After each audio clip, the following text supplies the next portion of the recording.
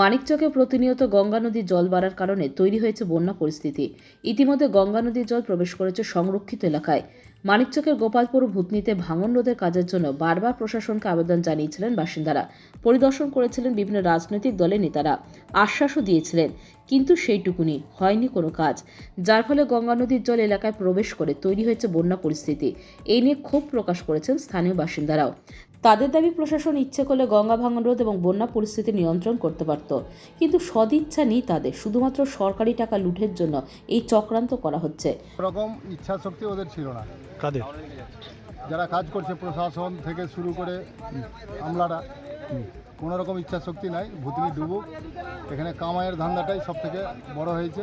প্রত্যেকটা জিনিস কমিশনের উপরে চলে, কমিশনেই কাজ হচ্ছে। এখানে বন্যা হলে আরও পরবর্তীতে তাদের কামাই হবে, এই জন্যই তারা জলটাকে আটকাবে।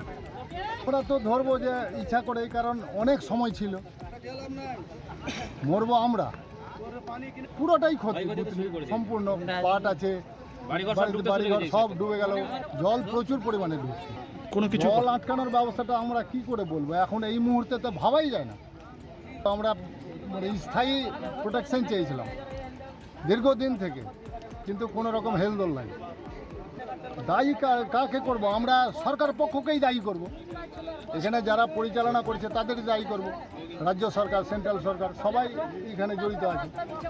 অন্যদিকে ভূতনিতে গঙ্গা ভাঙন পরিদর্শনে এসে মারাত্মক অভিযোগ করলেন দক্ষিণ মালদা জেলা বিজেপির সাধারণ সম্পাদক গৌরচন্দ্র মণ্ডল। তিনি বলেন, ইচ্ছাকৃতভাবে বন্যা পরিস্থিতি তৈরি করা হয়েছে।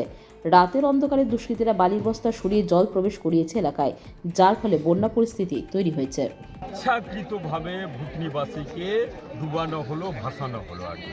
কারণ দুদিন আগেই এইখানে যদি বালির বস্তারই বাদ দিয়ে দেওয়া হতো, তাহলে এই যে যা ফ্লো আছে আটকে দেওয়া যেত ভূতনিতে। কিন্তু আজকে 3টা অঞ্চল 1998-এর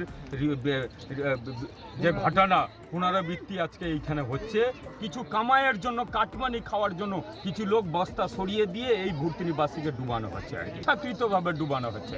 এবং সবচেয়ে বড় কথা, এইখানকার যত হয়তো তোলামূল দুর্নীতিবাজ, তারাই কিন্তু আজকে সেই ঘটনাটা ঘটিয়েছে, বা তারা কাটমানি খাওয়ার যে একমাত্র উদ্দেশ্য হচ্ছে প্রতি বছর কোটি টাকার 10 টাকা কাজ করবে, 10 লাখ টাকার কাজ করবে, 90 লাখ টাকায় আত্মসাৎ হয়। আর প্রতি বছরে নাই করে 10 কোটি, 15 কোটি, 5 কোটি এই করে কাজ হয়। সেই টাকাটা দিয়ে যে স্থায়ী সমাধান করতে পারতো, অবশ্যই হবে। আর যেহেতু আমি ভূতনির ছেলে, ভূতনিবাসীর সর্বদল নির্বিশেষে আমরা একটা আবেদন করব কেন্দ্রের কাছে, যেটা টেক আপ করা হোক এবং স্থায়ী সমাধান করা হোক গঙ্গা ভাঙনের। বোল্ডার পিচিং করে বড় বড় ব্রিজ যখন নদীর উপরে করতে পারছে, এই ভূতনিবাসীকে রক্ষা করতে পারবে না? অবশ্যই পারবে, কিন্তু সদিচ্ছার অভাব আছে।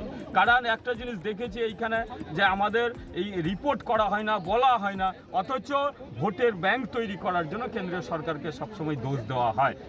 Bureau news, Bangla Times.